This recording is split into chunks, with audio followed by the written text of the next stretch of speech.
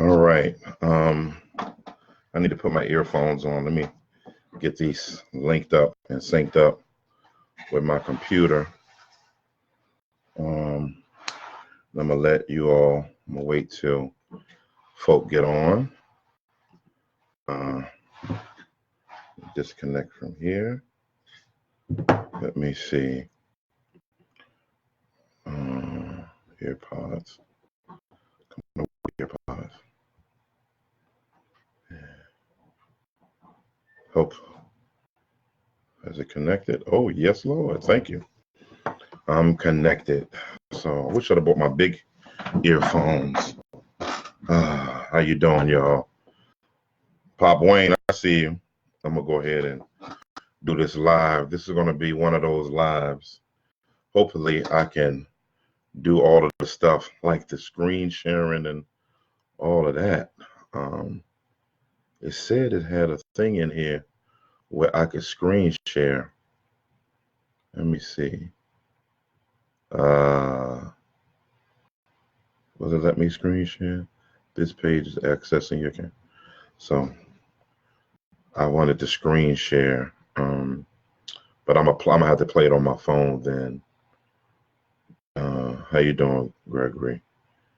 I want to talk about this. Somebody asked me to. I would have done it tonight, but I got to be with my family this evening, and I need to rest. So I would have done the live tonight, but I need to be with my family. Somebody did an angry John.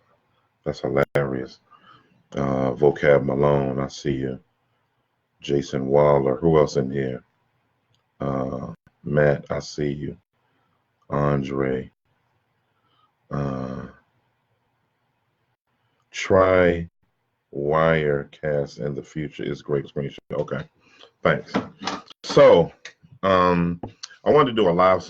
I was in a couple of chats and ended up doing a I was on and off chats. I was doing some work today and just a little worn out because I spoke like 7 times last week, so it was crazy, including my own church. So it was a lot. Yeah, it was a lot, but I'm grateful. My mind's a little fried a little bit, but I wanted to.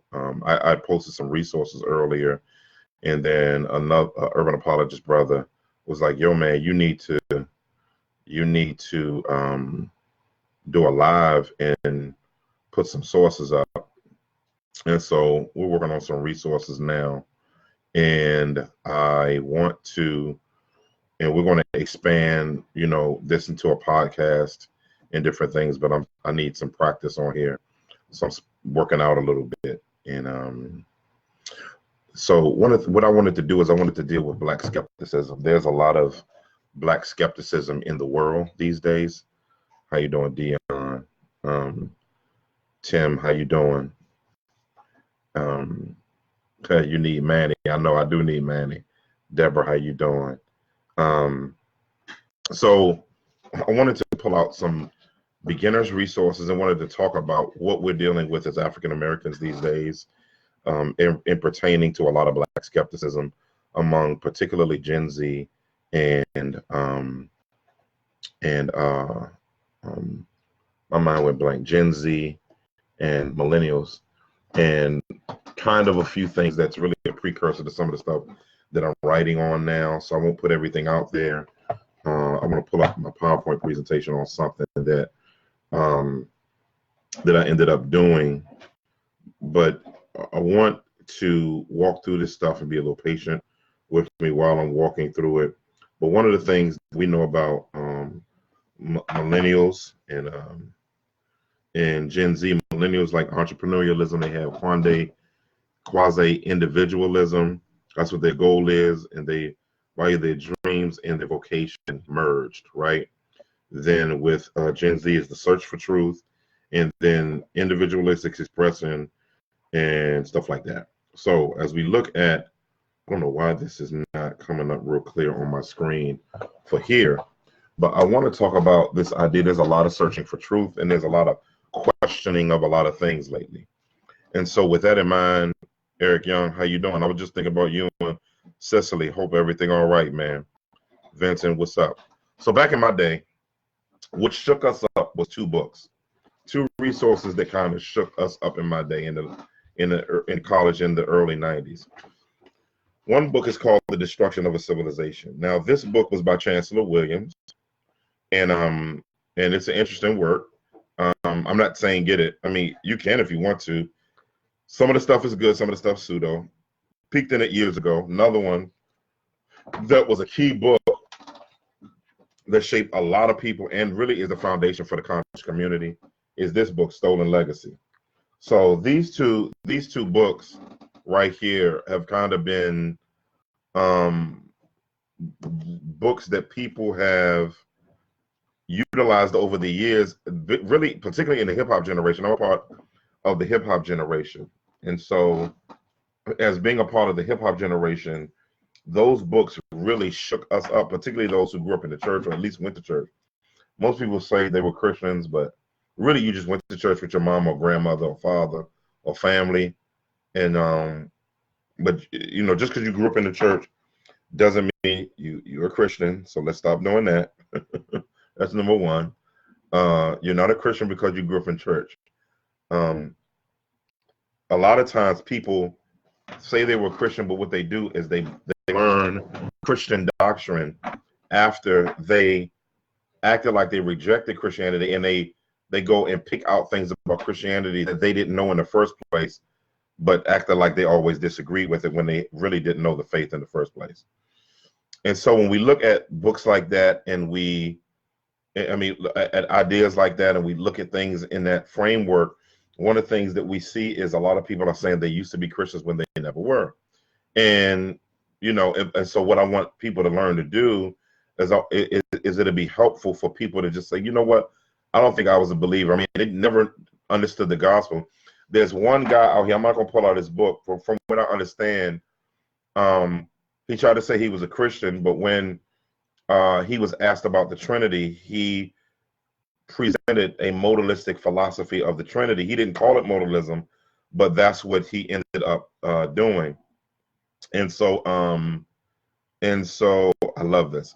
And so he didn't realize, as he was espousing, he was talking about things that were Christian doctrine that was actually not Orthodox Christian doctrine. And the person was like, yo, you weren't a Christian in the first place. And so, you know, so in doing this video, I want to even talk to you about another guy. I want to pull up his soundbite. His name is John Henry Clark. Now, this is from the Great Debate. Now, when I do a screen share later, they said that Facebook, you can screen share with Facebook, but you don't have to use a third-party app, so they don't have the thing pulled up directly on here now. But what I'm going to do is I'm going to give you a clip of Dr. John Henry Clark from the Great Debate, and I want you to listen to him as he speaks, because when you listen to what he's saying, I want you to hear the sources that he's recommending. Okay, and now the challenge now, and I'm talking about this black skepticism because a lot of the black skepticism that is happening today, the foundation is Cheikh Anta Diop, who is the precursor. That's Cheikh Anta Diop. Let me get his book.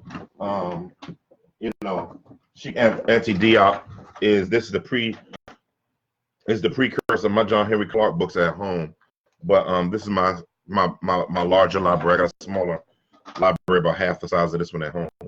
But and so Cheikh Anta Diop is the precursor, and he was an African, and I believe he spoke French, and I forgot the brother's name who ended up translating. Actually, it's Harold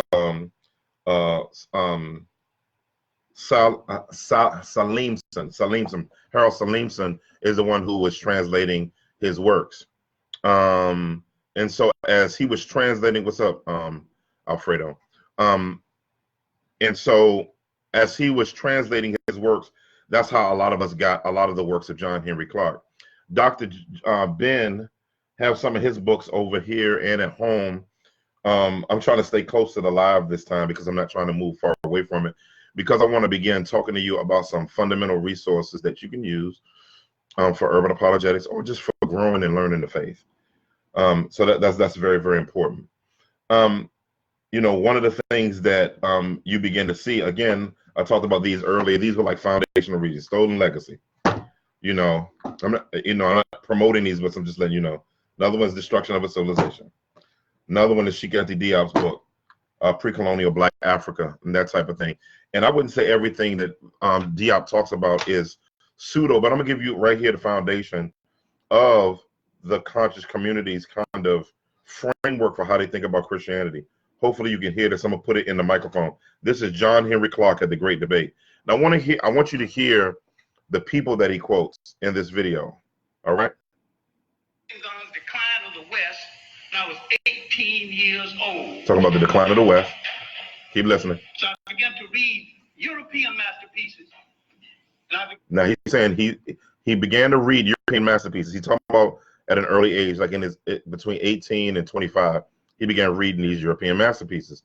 Now remember, he called these European masterpieces, and I want you to see who he mentions as European masterpieces. Began to read European curiosity about Africa. European curiosity about Africa. Gerald Massey. Egypt, light of the world. Gerald Massey or Gerald Macy. Now, this is supposed to be the master teacher. Gerald Massey is pseudo, and I'll talk about that in a second. And as I go through resources, I'm going to show you how Gerald Massey is extremely pseudo, really out of thin air, some of the stuff that he taught. But I want you to hear the other people that influenced the conscious community's foundational Afrocentricity. That's why right now they've switched. They've gone from, they've gone from certain things, and I'll talk about in this book, but they've transitioned their arguments against Christianity over the years and over time. And some of them is coming real quick. Y'all not making any comments. Are y'all there? Am I there? Is everything good? I'm just trying to make sure. Y'all talk to me. I just want to make sure everything's on point with y'all. I don't see many likes and stuff like that. So I just want to make sure y'all there. So please make a comment so I'll know that you're there. Go ahead and make a comment, somebody. Okay, I see a new comment. Pseudo garbage. I see you, brother. Yeah. And so, and I'll show you why they're pseudo in a minute. I'll show you why they're pseudo. Yes, sir. Okay. Okay, y'all just listening? Okay. All right. Here we go. I don't know what happened just now. Oh, I know what happened. Let me run it back. Genesis, 2 volumes. Listen to him. Book of the Beginning, 2 volumes. Book of the Beginnings. Now I began to read Gerald Massey's attitude on religion and his idea that nearly European concepts of religion was stolen from outside of Europe. He was not a historian. He was not an Egyptologist. He was an agnostic. Now you heard that. He said Gerald Massey was not an Egyptologist. So if he's not an Egyptologist, why is he the most quoted person in the conscious community ideologically? You know, and the foundation for Gerald Massey, the foundation for some of the stuff in this book, and particularly in this book, you know, because this is George G.M. James. You know, the foundation for those books. I got more at home. I can't even pull them all out, but I got all of those books on these things, man. And so I want you to keep listening. Now, he's not an Egyptologist, but the foundational teaching of the conscious community, first rejection of Christianity. Now they changed the reason why they rejected Christianity. But the thing that moved you foundationally away from the rejection of Christianity is mysticism from the 19th century and the 20th century. Okay. So I want you to keep listening. Now, I want you to keep listening. Why is it doing that? Of the European of that day. Listen. See, the History Club led me to not only reading masterpieces by white radical writers who set the black radical writers in motion. So you hear what he said. So he's saying that the white radical writers of the 19th century set in motion the black radical writers. Now you got to understand those white radical writers, you know, Gerald Massey, he's going to mention Albert Boyd Kuhn. He's going to talk about Helena Blavatsky. He's going to talk about different ones who were basically setting, these were white mystics and mysticists who were agnostics. And there are people in the conscious community to this day that call themselves agnostics now in the conscious community, because now they are following, like, agnosticism. Let me just, I don't want to give everything away, but agnosticism and even atheism isn't even an African concept.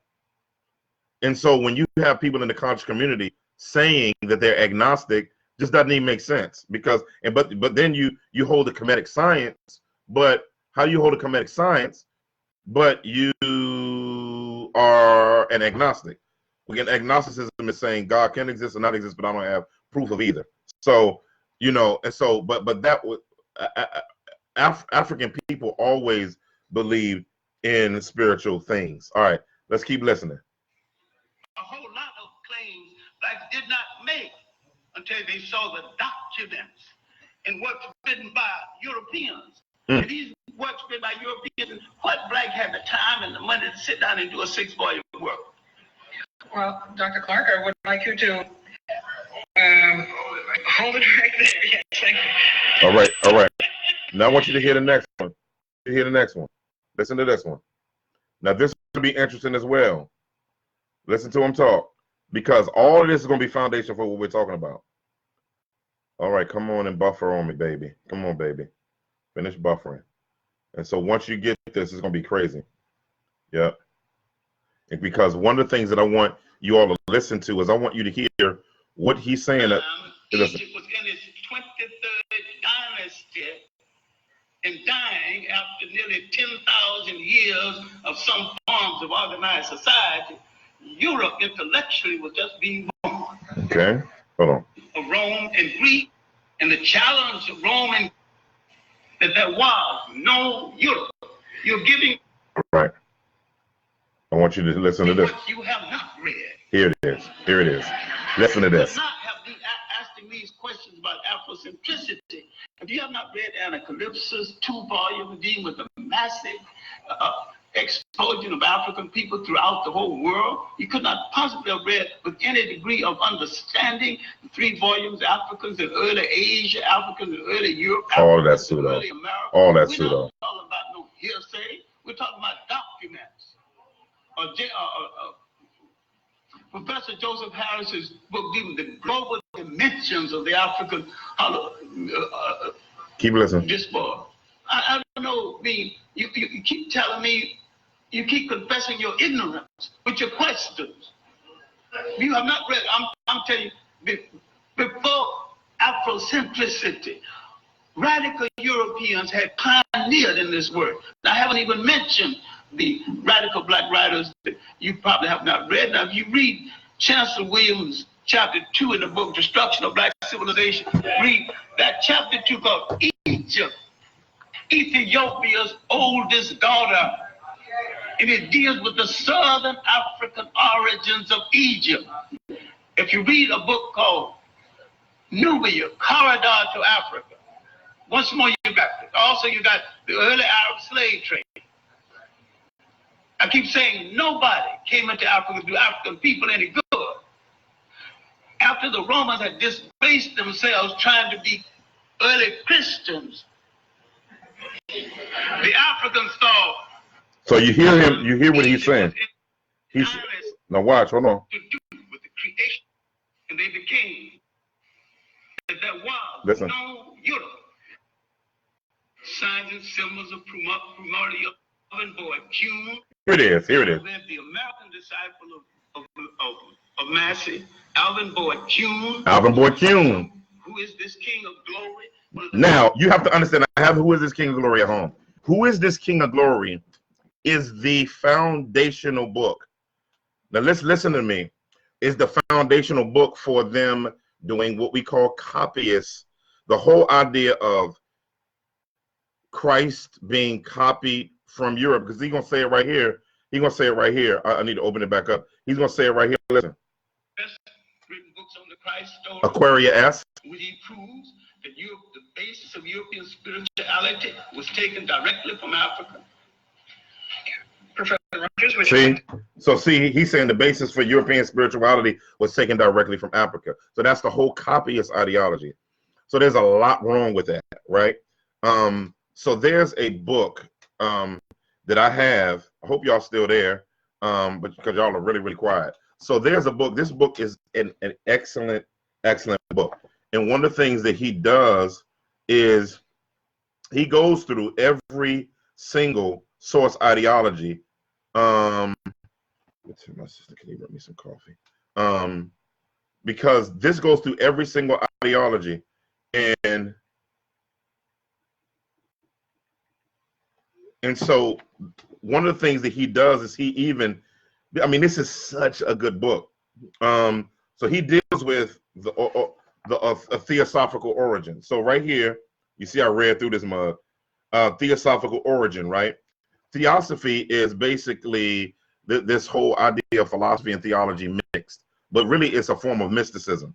So Kuhn, in his deal, talks a lot about plagiarism. So he says Kuhn, to describe Madame Blavatsky's thought when he says Christian canonical books are hardly more than plagiarism of older literature. She affirms compiled, deleted, revised, and twisted.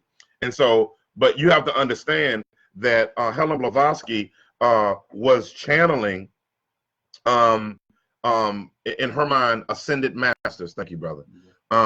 Ascended masters. Who are ascended masters? Now, to understand the conscious community, you have to understand that the foundation of the community is spiritual. Now, the foundation of it is demonic. Why do I say that?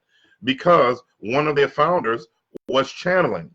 Now, they wouldn't say Helen Blavatsky was a founder of the conscious community, but before there was a Noble Drew Ali, before there was Wallace, W.D. Muhammad, Fard Muhammad, before there was Elijah Poole, aka the Honorable Elijah Muhammad, before there was a Farrakhan, before there was the new age of the John Henry Clarks, the Sheikh Anti Diops, the Aquaria S's, the George Jacksons, George G.M. Jacksons. I mean, I could keep naming them. And so when you look at all of that, and you just keep walking through and wading through what they're talking about, okay? When you wade through what they're talking about, all of it goes back to those theosophical philosophies, because Alvin Boyd Kuhn and Gerald Massey were connected to Helen Blavatsky.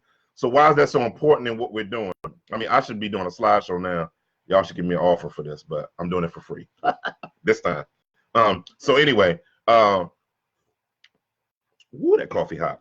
And so as you get a book like this and you take it and you walk through it and you begin to unmask this whole idea of the pagan Christ, this whole copyist ideology, you'll begin to see that it never came from those particular folks. Ron Stanley, I see you. So some of the foundational books that I think that will be good for you to work through is that one.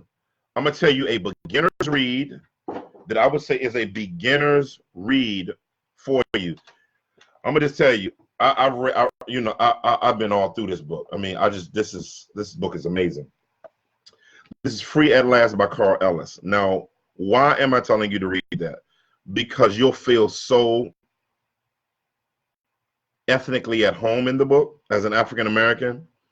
And not only will you feel at home, you will see that he's one of the older urban apologists. People always asking me, who were the first urban apologists? I'll talk about that in a second. There were some apologists that came before. So this is Dr. Carl Ellis. Shout out to Carl Ellis, Pop Ellis. Okay. And so he was one of the earlier ones, and this was written, I think, in 83. It was written in 1983. Yep, I was right. 1983. And so that book right there was really, really helpful for me as a believer. As just, man, I'm not crazy, you know. And so he deals with a lot of stuff that we have dealt with in the midst of dealing with black skepticism. I don't know how he does it, but this book is a go-to book as well. These are foundational books. And I mean, in here, he's talking about Nubia, everything, defending black faith. I'm just telling you right now, these two right here are two of the strongest foundational books for those who are wanting to get. I mean, of course, the Bible. We got to get in the Bible, the scriptures. This is a really, really good resource. These both are good resources for that. And the reason why these are good resources, again, is it's going to take you through the historical identities that blacks have struggled with throughout America. And I hope he does a revised edition to bring it up to today as black identity has changed. Because one of the things that Dr. Ellis talks about is, as he begins talking about the phases of the black person and who we called ourselves and all of the different things that we've called ourselves over time, he talks historically and in a very, very scholarly way about the different ways in which our self-perception was developed over time. You know, everything from color to Negro to the black, the African American, all those different things. He walks through those things, and it's very, very important to have a resource like that on your shelf. This right here is just a freaking tour de force of the bibliography. Let me show you how big the bibliography is of the book. Let me just show you this. This dude is not human. Craig Keener is not human. Now, his footnotes. Now, he's a big original source dude. This is his endnotes. This is the book. Look. This is the book. This is just the endnotes. Just this are the resources. So if you want to get a whole bunch of good original source resources and things talking about what we're dealing with today, this is just his bibliography and his sources in bibliography. His sources in bibliography is from page 165 to 300. So he has 145 pages or 35 pages, whatever, 135 pages of just notes and references, bibliography and references. And so when you're looking for something that has good references for you to be able to buy some stuff and to develop it, it'll be great for you. And I know some people are going to be peeping in here, and I'm glad you are. Now, when we talk about trying to explain the spirituality, I'll be doing this in a new book, and I'll give you one chapter out of it. I'm going to talk about urban apologetics and spiritual warfare. That's going to be one of the chapters. This right here is helpful. Unseen Realm is helpful in framing the spiritual categories of why there are copyist connections throughout the Middle East, particularly in North Africa, as it pertains to the Christ story, the Bible story, because of the demonic entities and the sons of God. And I just want to let you know that those are some good resources. Another book I haven't had a chance to work my way through, but I've been using as a reference a ton, so I don't have as much highlights in this one. This is my other copy. I got two copies because I'm a nerd, so I wanted the original copy of the book because I wanted the first print version of it. I'm like that when it comes to books. I'm kind of like, like a sneakerheads are with sneakers, I am with books. You know, so I'm a bookhead. So this is the second cover print of this Pan-African theology. Now, don't be afraid of the book title. For those of you who are conservative Christians, you need to read stuff that punches you out of your comfort zone. Josiah Ulysses Young kills it in here. Jerome Gay actually recommended this book to me, and the book is really, really helpful because it frames and helps you to kind of work through how African Americans have thought through things over the years and who have been some of the key people who have been working and engaging African American issues. And Pan-Africanism started. This is a book that lets you know that Pan-Africanism was created by the church. Let me say that again. Pan-Africanism was created by the church, not the conscious community. So when you got people calling themselves the Prince of Pan-Africanism, the Princess of Pan-Africanism, and all of that, African American, like Pan-Africanism was not created by the conscious community. Pan-Africanism was created by Black Christians in the Western Hemisphere who wanted to make sure that there was that we didn't lose our cultural selves or whatever, what have you, within something going on. I don't know what it is. Anyway, you know, our culture in the midst of all of the diaspora and trying to connect the African diaspora. And so this is just some of the stuff that we get to work on. Working foundational reading. Read this years ago. This education of the Negro. And so again, it's so many that I could put out. You do need to grab my book. I ain't ashamed. Woke Church, because I deal with some of the issues here historically in the book, and I talk about different ways that African Americans are thinking, particularly young African Americans, and somewhat the old African Americans. So this live I wanted to do in order to just begin to talk about, you know, engaging and you know, just some sources for you, particularly if you're dealing with skepticism. I can understand in light of, you know, the prosperity gospel and the damage it's done to African Americans. And let me just say this, with not just African Americans, everybody, and again, we got to know this, that the prosperity gospel didn't start in the black church. It started in white New Thought theology churches in the early 1900s. And so when we look at that reality, is a lot of people think that the prosperity gospel is indigenous to the black church, don't understand that it's not. The prosperity gospel is not indigenous to the black church. It made its way into the black church because of obvious reasons. But listen to this. But most black churches are not prosperity churches. Look at me.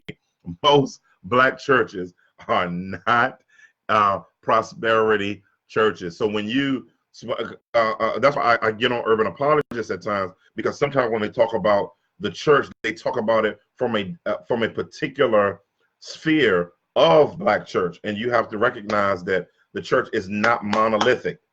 You know, particularly the black church is not monolithic. It's not monolithic, and so we can't say that all of our theology is the same. Okay, it's by no means the same in any way, shape, or form of the matter. And so when we talk about that and we deal with black skepticism, one of the things that's very important in dealing with black skepticism today is that we have to, as believers, if someone tells me they're leaving Christianity and they give me a if you give me a reason you're leaving the church, you're leaving Christianity because of this, you ain't give me a good reason. You didn't give me a good reason, because that's straight up and down. You know, that's straight up and down pseudo information. And so because of pseudo information, I mean, if you're going to leave the church, leave for a good reason. But one of the things I would challenge you to do, and when I talk about leaving the church, I'm talking about, you know, I'm talking about not just the church as a building or people. I'm talking about Christianity, the faith that was once delivered up to the saints. You know what I'm saying? And so when we begin to work through that as a framework for ourselves, to begin to say, man, have you really ever even researched the things that someone's asking you? You know, and so I know that, and I haven't even touched on Hebrew Israelism or anything at this point in time, and we'll talk about that another time, because I have a whole bunch of new resources that I've been engaging, because some of them have been writing, and again, this one guy that I'm gonna deal with his stuff soon, because I'm writing right now. I'm writing extensively. Me and a group of leaders are writing extensively. We are currently doing a woke church with another white church. We're only 1 week in, and there has been so much fruit. Praise God, Tim. Thanks for letting me know that. That's really encouraging. I love getting notes like that when people are letting me know that that those things are helpful. Another, let me see, another foundational book. Again, this was somebody said, which one should I get? These books are very, very good prices. If you can't find this one on Amazon, because sometimes it runs out, you can find it on eBay or his website. Reverend Dr. Walter Arthur McCrae, he's the head of the Black Evangelical Coalition, and so there's a lot that he has to say about some of the black presence issues in the Bible. Some of it affirms the scholar J. Daniel Haynes and some of the stuff that he talks about in his articles in the 90s, talking about the issues of racism in the academy, and how there are certain names of people groups that have been excluded out of it. And I showed y'all earlier, I put it in a post earlier where I was basically talking about the Ethiopian eunuch wasn't Ethiopian in the modern day sense of Ethiopia, but the Ethiopian eunuch was a Nubian. And so, and I showed y'all this commentary set by Keener earlier. I got it digitally. And one of the things I like about Keener, this is chapters 1 through 2. Let me see. This is the one with section 2. This John is the reason why I like this commentary series that he does is because Keener has done a lot of work around African Americans. Matter of fact, he went to African American church here, and he taught a lot of African Americans in the Delaware Valley region, Philadelphia, Delaware Valley region. And in him teaching, over time, he of course developed this book that I told you all should get, Defending Black Faith. This, like, if you want to say what first 2 books should I get these 2 now. Get these 2 now. I don't have Why Africa Shaped the Christian Mind on me right now, but these 2, I like these 2 as foundational reads, as well as Why Africa Shaped the Christian Mind, and that'll be number 3 by Thomas Oden. Those 3 are very, very helpful. And a lot of times, again, when people are talking about their wrestling with the faith, it's because the church needs to answer questions. One of the things that I'm encouraging Christians to do, and I'm trying to make sure I stay very, very focused in this because it's easy to be all over the place, is that we invite skepticism. And what I mean by inviting skepticism, invite people to ask questions, invite people to challenge what you're thinking, invite people to not get it, invite people to disagree, and because you build a stronger faith by allowing God to help resource people's minds and their hearts through the process of skepticism. I was a skeptic, and I don't know if people knew how to handle my skepticism in the late 80s, early 90s. And so, but that skepticism has made me into a researcher as a Christian. And so when you allow somebody to be a skeptic and they work through their skepticism and God brings them through it and resources them through it, their faith is a lot stronger because it's been tested through it's been tested through having the bottom dropped out of it and it being redeveloped and reordered. I don't usually do lives this long, but I had to do this one. So this one here, when you go over to Acts 8, and I know the reason why I like this series is because Hebrew Israelites like to utilize the book of Acts. And again, this is black skepticism. A conspiracy theory that's within the Hebrew Israelite movement that they don't call a conspiracy theory. They would, and I'm talking about not all the Hebrew Israelites. I'm not talking about all Hebrew Israelites. I'm talking about particularly the camps and some of the non-camps. I've seen some of the non-camps, the people who aren't camps, hold to a hierarchical system. But one of the things that the book of Acts is a huge book, really talking about the movement of the gospel, and it's talking about the movement of the gospel from Jerusalem, Judea, Samaria, and the remotest parts of the world. And so they used to only have a very tribalistic understanding of soteriology. And so what I mean by tribalistic understanding of soteriology, that tribalistic understanding of basically saying only Israel will be saved. They had the 144,000 according who you talk to. They're not monolithic. And then when a Christian would say, well, what about, I got a list of all of the Gentiles in Acts, and I'm exegetically writing a work on basically just laying out the background of each one of those people and who they were, because they don't believe the Gentiles. Some don't believe the Gentiles are saved, or they believe in hierarchical salvation. But when you look at the book of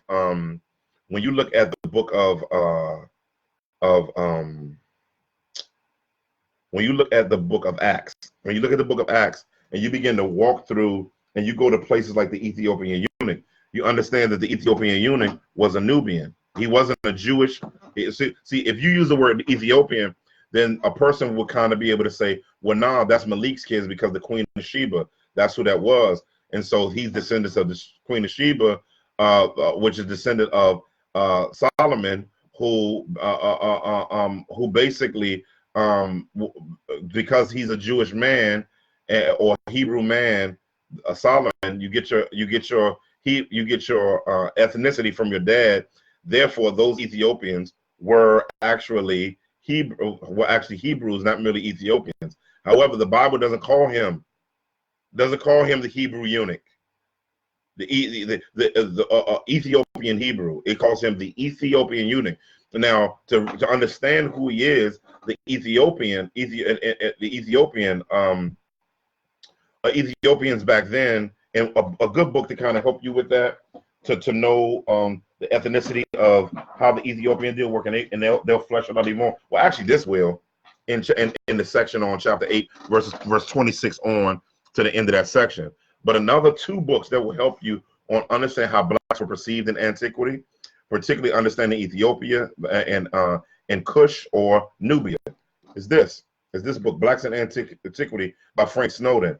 Now, one of the things a lot of people don't know is that John Henry Clark did not like Frank Snowden, and he didn't like Frank Snowden, and he didn't like Edwin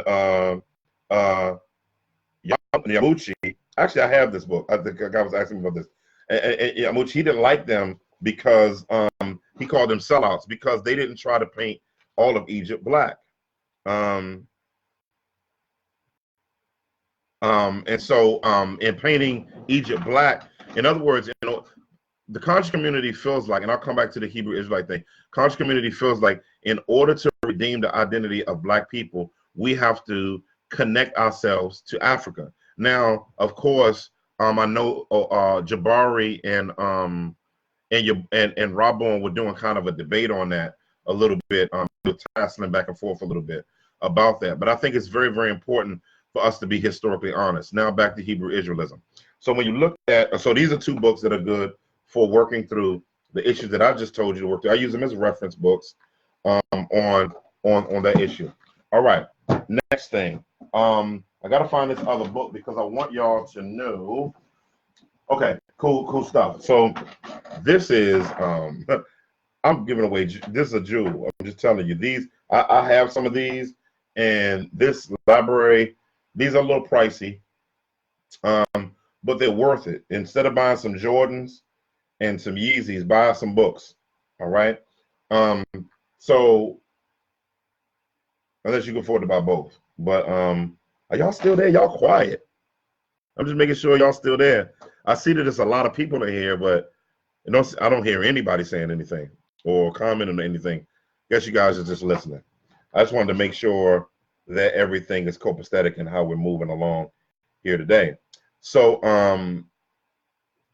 this book was very helpful. Now I'm working through this little by little now. It's called Sharing in the Son's Inheritance.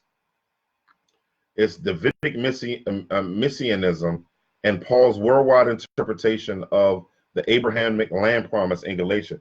This is an African-American dude. He's a monster.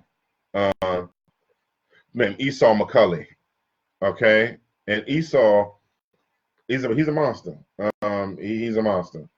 And what makes this a monster is he has a section in here where he basically is talking about the connection between Deuteronomy 28 and Galatians chapter 3. I got some stuff on that, and it's an amazing exegetical framework for us. Because y'all saying we're still here, we're going in. He said you're going in. We trying to just soak it up, just listening. In here, books over shoes, got it. So y'all in here listening.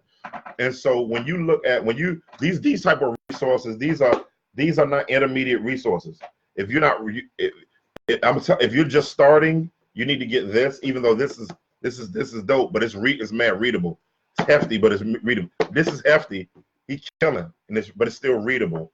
And so with that in mind, I would start with these two, right? When you start getting more advanced, this is not intermediate. This right here, this advanced. This is scholars writing to scholars. And so I would start with the other stuff. So one of the things that I try to do, there's not knowledge about the origin of the confusing black consciousness and its implication. I know. I'm at work listening. You're at work listening. Lots of good info. That's what's up, E. What's up, Eric? And so yeah, so that it's another one that I have that I think is really, really dope. that talks about some of the things. Now this book, let me just tell y'all, this joint right here, I'm using it, I'm referencing it as we talk. I meant to get the one, I wish I was at home. Maybe I'll do a quick live tonight. But I want to do one where I'm doing it on sub-Saharan African Christianity, because I have a resource library on sub-Saharan African Christianity. Well,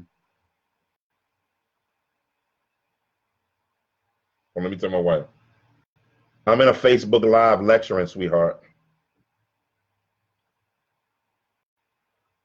And so this book, and I've been picking up these resources because I've been just slowly but surely, but not over your real daily bread. Sorry, your live stream is chopping up. Oh no, it's chopping up. Oh no, that's not good. Let's fix that. If the live stream is chopping up. Hold on. Let me just tell my wife something real quick.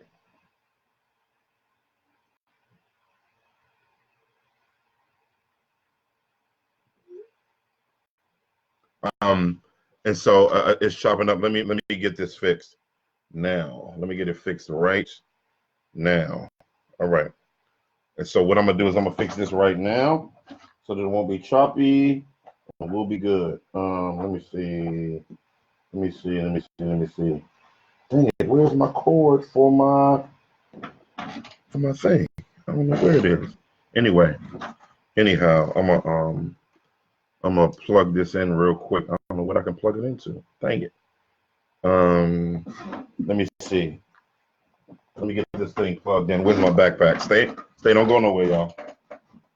Let me get this plugged in and put it on something else. Somebody said it's chopping up on me. So here we go. Here we go, yo. So what's the scenario? Here we go, yo. Prayers up for her. How's your? She's doing good. She just hit me up. Been clear for me all the way through. Okay, so it is clear. Oh, you could. Oh, somebody. Oh, it get interrupted regularly. Everybody else is saying it's good. So maybe some of y'all don't have good connections. Yeah. Y'all got bad connections. Yeah, everybody else is saying you're good. So that means that y'all have bad connections. I was about to switch my connection. Okay, so this book, I wanted to talk about it because again, when we talk Hebrew Israelism, one of the things that we have to do with our Hebrew Israelite friends is who are willing to have amicable dialogue about this. Man, look here, this right here. I've been paging through this joint. I got too many books I'm reading right now. But let me tell you something. And I'm not bragging. This is God by God's grace. All praises due. The ethics, the Torah, and the ethics of Paul. Now you got to understand what kind of symphonic theology this is. So basically, the author of this book basically is profiling the history of interpretation through using Paul's use of the law for us to understand how he utilizes the moral law, yet extracts out and challenges the works of those who are trying to Judaize the believers, and they're laying it out in here, man. And it says the relationship between Paul and the Torah is often discussed in terms of Paul's theology of salvation. This is dope. However, it's also important in Pauline ethics. So when he talks about ethics, it's how we act or our sanctification. And so a lot of times Christians, and I'm studying and working hard on fleshing this out, is understanding how the law and the gospel relate. I think that a lot of people, we just don't know, and that's not something that's okay, that we need to continue to let go on and move on. And so I'm excited. I'm excited to be able to work on this resource. We're praying about the resource that we're working on, and the group of scholars is working on this with me. Let me get a sip of my coffee. So I'm gonna get ready to open it up for questions. And don't y'all leave. Those of y'all who can ask questions, I do it at night. I know it'll be like 100 million people on it. But again, can only do short ones at night. I'm gonna do one tonight when I'm talking a little bit about sub-Saharan Christianity, and because a lot, again, when we talk, the thing that people are pushing back and black skeptics are pushing up against us now, because now they had to upgrade their armor. Now that there's some knowledgeable African Americans now who are engaging them in dialogue, and ain't scared. Them cats is scared that they're gonna start losing their bread, and so they got to come up with new ways to basically come against the Christian faith. And so one of the ways in which they're finding a new way to come up against the Christian faith is by coming against our epistemology and some of the ontological arguments of God, but particularly our epistemology, our historical epistemology.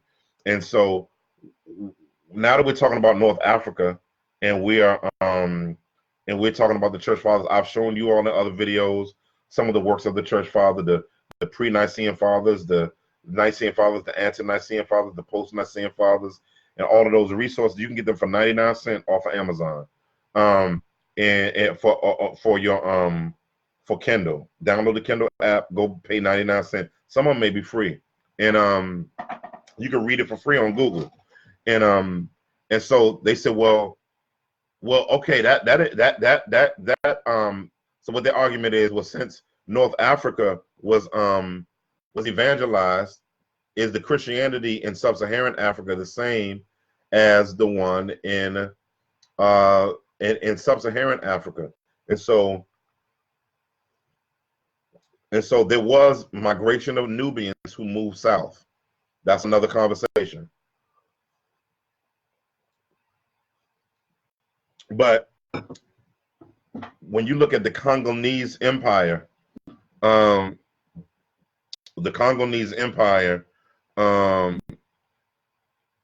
you begin checking out the Congolese Empire, and you begin to see that, man, West Africa and Central Africa, in the interior, got touched with Christianity, and you begin to see the movement of Christianity to the east, further east, all the way to China. And so when Christianity, of course, is global, and so that's what I want. I'm passionate about this whole thing of dealing with black skepticism, and in dealing with black skepticism is really trying to, because the stuff that I hear people say is just not coherent. When I say coherent, and I got most of the big ticket resources that a lot of these cats use, I got most of the big ticket resources. It's a shout out to Epiphany Fellowship for being real gracious with my book budget. But I just say I've shaved through and gone through a lot of these resources, and a lot of them are just not don't hold up enough to shake my understanding of Christianity out from under me. So this was a lot that I wanted to do real quick to kind of help believers to begin to think and begin to be framed in a biblical worldview. Any questions from anybody? Go ahead and shoot some questions in here. Even if you're a skeptic, you want to blow up the feed a little bit. As long as you're nice, we'll try to answer your question. Any questions from anybody? I'm gonna give y'all some time to ask some questions. Why y'all putting some questions up? Why y'all are putting some questions up? I'm going to be talking about Masonic and occult symbols. And I still owe y'all a live on Masonry and fraternities and sororities. What's my take on Christians being in them? So I'm not going to answer. I'm not going to answer it now. I do think that Christians who are in, if you are a born again Christian who gets in the scriptures and understands scripture, and you don't question, if you're a Mason or Eastern Star, Knights of Columbus, all those different things, and you don't question it, and you don't question it, something's wrong. Because we know it's some stuff in there that ain't, that's not, people can get mad at me, that's not proper spiritual stuff. And so I'm going to deal with that. And should somebody, now, yeah, so I will get there. Let me see. How about inflating that black conscious bag of arrogance? What about it? I don't know. That bag about the, oh, yeah. The bag is about the, yep. Got to go before the shop closes. Okay. Let me see. Alfredo, I see you. Let me see if any more questions. I find it hard to think of a question. What do you think about British Israelism as the origins of Christian and black? I don't know, because I just bought a book. I don't know if I have it in here. I just bought a book that I'm working through. Told you I'm reading too much. I just bought a book. I sent it to Pastor Jerome Gay. Where is it? Pastor Jerome Gay. I did it's a book that here, let me see, where's Jerome? Because I took a picture of it. Yeah. So it's called Black Jews of Harlem. I just bought that, right? And it says Negro Nationalism and Dilemmas of Negro Leadership. So when you read that book, and it's a couple of other books on Hebrew Israel nationalism that I have, it talks about, this is the pre-One West movements, and I got a lot of this, lot of every book you almost can get on it except for one that's out of print. I hate I can't get the Esau book. Oh my God, that thing is like $4,000. I ain't buying that. I don't care what it's got in it. Ain't no book worth $4,000. And so yeah. So Matt, I don't know if I would say Hebrew Israelism here is connected to British Israelism, because I haven't seen anything in the sources that said that. Most of that came born out of slavery here, and then they took on the forms of rabbinic Judaism in Harlem and in America. Yep. So hopefully that helps. Let me see. Come on, most of the time gave cover all angels objections. I don't know what that. Okay. Let me see. Timely post, Pastor. Me and fellas had a discussion about these similar things. I had to screenshot all the books you posted. That's what's up. All right. Burns' book. Dr. Burns' book is good. You gotta say what book that is, boss. Let me see.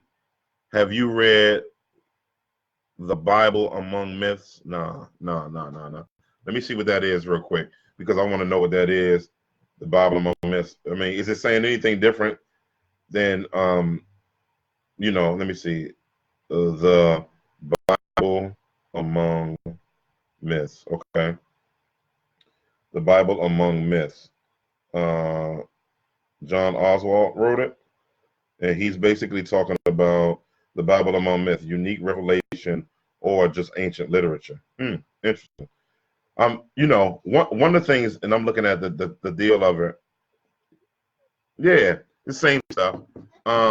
It's another book that I don't have on me. I gave a brother a copy of it. It's called y'all in here hard today. It's called, dang it, come on, man. Parallels. Let me see. It's called Parallels. Let me see. I'm pulling up. Yep. It's called Old Testament Parallels. And basically, this Old Testament Parallels is laws and stories from the ancient Near East. And basically, it's giving answers for the connections between the copyist theories. It's so much stuff out there. So you said you have a personal prediction. Well, let me see on some questions first, real quick. Who has some questions? Do you think? Oh, this brother Alfredo. Do you think the problem is lack of reading comprehension, or is there willful suspicion of reading comprehension based on victimized presupposition? Absolutely. I think that's amazing. Alfredo, I think there is a victimization disposition. I think there's a distrust of anything, and only thing people believe that they can trust can only be good can come from our culture. When that's a fallacy, that's a cultural fallacy, that's a historical and cultural fallacy, because there's good and bad in all culture, and just because it came from your culture doesn't mean it should be embraced. And just because and everything that comes from white people that influence black people isn't how can I say it, isn't a movement of white supremacy to influence us. And so if that's the case, there's a lot of things in our life we got to get rid of. And so it's basically like, hold on, did any of that come from Europe? But that wasn't us. And it's like, it's not whether it came from Europe. I don't even care where it came from, as long as it came from the Lord. But we're answering the question of the fact that, yo, man, this is a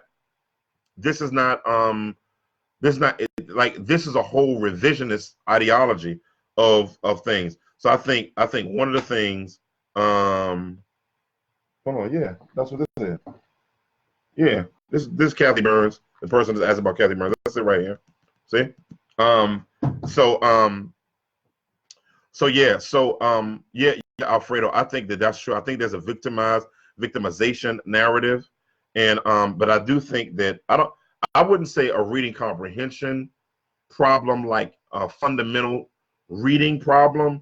I think it's blindness problem, and I think that people have a willful blindness, of course, a willful suspicion, because if they read these two, even though it has a lot of truth in it, they're going to say, well, he's a white, one of the dudes is white and the black dude is, no, this one, the white dude is writing with the black dude, and so the black dude is a coon, and then on this side, they're going to say, oh, he's a coon Negro because of this, da, da, da, da. And so you're automatically a coon if you believe in Christianity. And so they don't have any objectivity. But I think some of them are starting to try to get a level of objectivity in things now. So, yeah, Dr. Kathy Burns. In my opinion, Jehovah's Witnesses are on the rise in the black community. Any thoughts on why that is? I don't know anything about the Jehovah's Witnesses being on the rise. So that may be a thing. I would say I would say on the rise a bit. The most that I've seen and heard is Hebrew Israelites, even more than the conscious community. Even though some would consider them a part of the conscious community, but yeah, I don't see Jehovah's Witnesses in the black community being on the rise at all. Not me. And so that's an interesting yeah. So yep. Let me look at some more questions. Y'all got me on here. Y'all better get me because y'all know I'm gonna get back on this month. My bad, I meant Oswald. Yep. Emotional blindness based on collective post-traumatic stress disorder. Yep. I agree. It's collective post-traumatic stress disorder. But I think one of the things that we have to do as a church, we have to give people answers. We have to give them answers. We have to give people answers. Hi, baby. My wife on here. And so I think we have to give them answers. We have to give answers. And so, and until then, we want to have that. But one of the things I think pastors have to do is they have to build a response to skepticism in their disciple making. That's just very, very important. Any other questions? Is the Netherlands, in the Netherlands, they're on the rise? Okay, cool. Yeah, but I'm talking about more so in Western culture, Western society. I don't see a lot of the at all. I don't see a lot of the Jehovah's Witnesses on the rise in the Northeast. And so, but I think what's going to happen soon is the South is going to experience what the North is used to. What are some pitfalls to avoid when speaking with Hebrew camps? I think one of the pitfalls, Hebrew camps. Let me say this. Hebrew Israelite camps borrow several things from several groups. They may not agree with it, but the camps are big time borrowers. So the ideology about Christ in Revelation chapter 1, it comes fundamentally from the Nation of Islam. The Nation of Islam was one of the first to promote. I got message to the black man over here. If you look in message to the black man, you look in message to the black man, and you look in, like, this crazy Supreme Wisdom. You look in, I'm trying to find the other book. Let me see. Where is it? trying to find that book on. Let me see. Y'all be patient with me. Where is it? Oh, this book, this 5% Nation of Islam in the Name of Allah. When you look at those books, they use as the foundational basis for blacks' connection to the Bible through Jesus Christ being black from Revelation chapter 1 verses 14 through 17. And so the problem with that is Jesus will be two colors: bronze feet, white face, because the hair in his head is white as snow if you're using the King James version. That's number one. The other thing is they borrow the people who developed breakdowns first was the Jehovah's Witness. The Jehovah's Witness, I have that book somewhere around here. So the Jehovah's Witnesses basically has a book that they have to memorize. It's basically their breakdowns. And they have a breakdown for every major doctrine of every major Christian denomination that they are to memorize. So that's why when they come out on Saturdays and you're going up against them or talking to them, rather, they use that book. And if they can't answer the question, the elder who knows the breakdowns come over. So they borrow breakdowns from them. Old school post-slavery Christianity with a reader, that came from Pentecostal Christianity. So they've pulled from the Nation of Islam. They pull from Pentecostal Christianity. They pull from Jehovah's Witnesses and create. And the foundation of the deal is Ariya, I believe, being under the commandment keepers. Which commandment keepers is black rabbinic Judaism. That's all it really is. And so all of those different, and then they start adding other things in Lak Shalom Kadash. So what's a good way of engaging? I think it's according to what you're dealing with. I think the best way to engage is understanding and having a working command of the scriptures, and learning how to ask questions.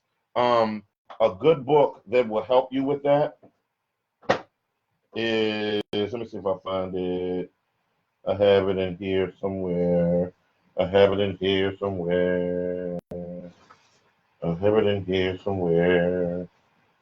it is. Tactics. So Tactics, this guy is dope because he gives a practical game plan in evangelism for you. Go ahead and screenshot that. I'm gonna give y'all time to screenshot that. And this book basically helps with a lot of just really being able to ask questions. It's kind of like the Jesus method of evangelism. And I think being able to ask questions. So for instance, if someone says, let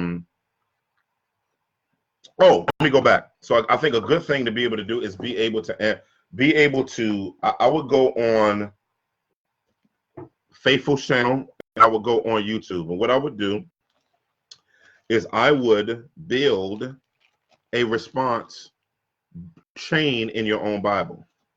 So what I've done for Hebrew Israelites in camps is when someone asks me the question, when they ask me, I'm going to turn over to one of my passages.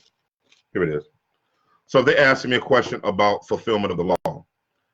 Is the law done away with? What I've done in my Bible, none of them can answer this question. He says, to those who are without law, like those without law, though I am not without God's law, but under the law of Christ, to win those who are without law.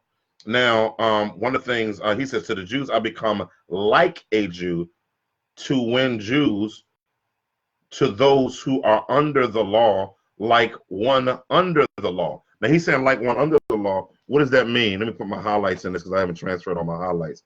And when you say like one under the law, one of the things that you're doing is you're showing that Paul didn't consider himself under the law.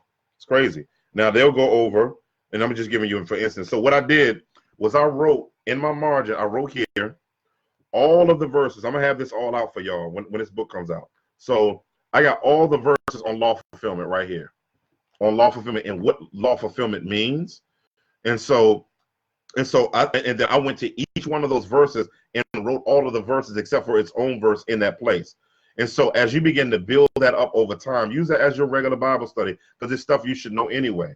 And don't just think about your devotions as a warm fuzzy. Think about your devotions as something that you can utilize to know God and know your Bible more as well. And so I think that being able to not fall into the pitfall of answering all their questions, but trying to get an understanding of what they're asking. So they say, the law is fulfilled. What do you mean by the law being fulfilled? Then they'll take you to where they're going. Because one of the things I try to do now, oops, I'll put this on mute. I'm sorry. Oops. All right, there it is. Is I try to get clarity about their questions. But I think one of the things in answering their questions, I would make sure that I answer their questions clearly. But one of the things that's very, very important in engaging Hebrew Israelites is knowing the scriptures and knowing the bigger issue above the issue that they're talking about. So when someone tells me that they don't believe that Jesus Christ is God, I got verses for that. And so one of the things that I do, one of the great tactics is not utilizing verses that they're used to. So so one of my deals that I use with Hebrew Israelites is they'll go to, when we go to Colossians, if you go to Colossians 1, if you go to John 1, they got answers for that. And even though you can respond to them and do a good response, because they're locked into that particular mindset, it doesn't register that they've just been confounded. So when other Hebrew Israelites and them listen to it, they already know the argument, so they feel like their argument is already won because they've heard this before, and they got a breakdown response to it. So the key is coming out of their normal breakdown response so that they're out of water because they don't have this in the chain of their breakdown.